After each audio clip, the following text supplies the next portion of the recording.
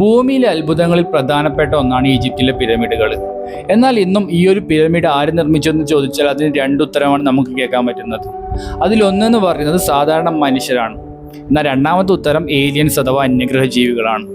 സത്യത്തിൽ ആരായിരിക്കും ഈ പിരമിഡ് നിർമ്മിച്ചതിന് പിന്നിൽ? അതിനെക്കുറിച്ച് നമുക്ക് ഈ വീഡിയോയിൽ നോക്കാം. നമുക്ക് ആദ്യം ഈ നിർമ്മിതിക്ക് പിറകിൽ ഏലിയൻ ആണെന്ന് വിശ്വസിക്കുന്നതിൻ്റെ പ്രധാന കാരണങ്ങൾ നോക്കാം. അതിൽ പ്രധാനപ്പെട്ട ഒരു കാരണം എന്ന് പറയുന്നത് ഈ നിർമ്മിതിക്ക് വേണ്ടി ഉപയോഗിച്ച കല്ലുകളുടെ ഭാരമാണ്. അതായത് ഏകദേശം ടൺ കണക്കിന് ഭാരമുള്ള കല്ലുകളാണ് ഈ നിർമ്മിതിക്ക് വേണ്ടി ഉപയോഗിച്ചത്. അപ്പോൾ എങ്ങനെയായിരിക്കും ഈ കല്ലുകൾ ഇവിടെ എത്തിച്ചത്? രണ്ടാമത്തെ കാരണം എന്ന് വെച്ചാൽ ഇതിൻ്റെ പ്രിസിഷനാണ്. മൂന്നാമത്തെ കാരണം എന്തെന്ന് വെച്ചാൽ അന്ന് അത്യാധുനിക മെഷീനുകളോ ക്രെയിനുകളോ ഇല്ലാതെ എങ്ങനെയാണ് ഇത്രയും പെർഫെക്റ്റ് ആയിട്ട് ഈ പിരമിഡ് പൂർത്തീകരിച്ചു എന്ന ചോദ്യമാണ്.